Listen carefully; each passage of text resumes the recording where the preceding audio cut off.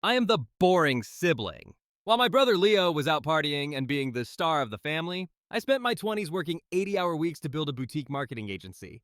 My parents always called my business a cute hobby and constantly asked when I'd get a real job like Leo, who has been finding himself while working entry level retail for 6 years.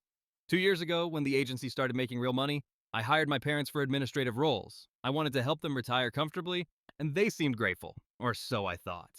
Last month, Leo got engaged to a girl from a very wealthy family.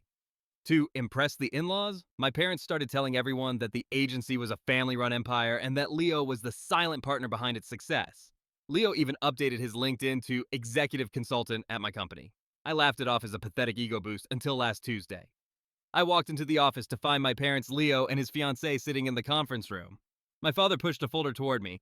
Riley, we've made a decision. Leo needs a legacy to show his new family. We're restructuring. You'll stay on as head of creative, but we're officially naming Leo as CEO and transferring 51% of the shares to him as a wedding gift. I stared at them, waiting for the punchline. There wasn't one.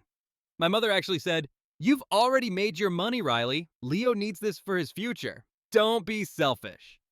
They thought because they were employees and family, they had some legal claim to the company. What they didn't know is that my cute hobby is protected by a multi layered operating agreement. I didn't yell. I simply walked to my office, called my legal counsel, and had him remote lock every single company server and bank account. Then I walked back into the conference room with 3 envelopes. "These are your termination papers," I said, placing them on the table. "Effective immediately. Dad, Mom, you're fired for attempting to embezzle company assets. Leo, you're being sued for corporate impersonation and fraud regarding your consultancy claims." The color drained from Leo's face. My mother started screaming that I was destroying the family. My father tried to argue that as my parents, they owned whatever I created. I looked at Leo's fiancée and said, "Just so you know, the empire he promised you doesn't belong to him. He's currently unemployed and facing a lawsuit." She left the room in tears. It's been 3 days. My parents are being evicted from the apartment I pay for, and the extended family is blowing up my phone, calling me a cold hearted monster. But for the first time in my life, I'm not the invisible child. I'm the owner of a very successful business, and they are finally realizing that family doesn't give you the right to steal someone's life's work.